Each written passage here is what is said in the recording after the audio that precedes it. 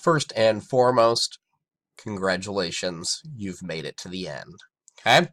So, most important thing, I say it here, I say it here, it's in the due dates here. Everything needs to be done by Friday at 11 a.m. If it is not done by Friday at 11 a.m., it doesn't get counted. There's just no opening here, okay?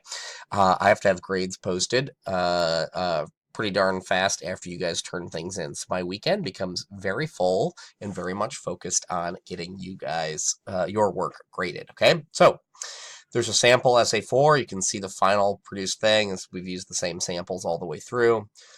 Obviously, a place to submit the essay 4 final. And then there's an anonymous survey just sort of ask some questions about how I've structured the class.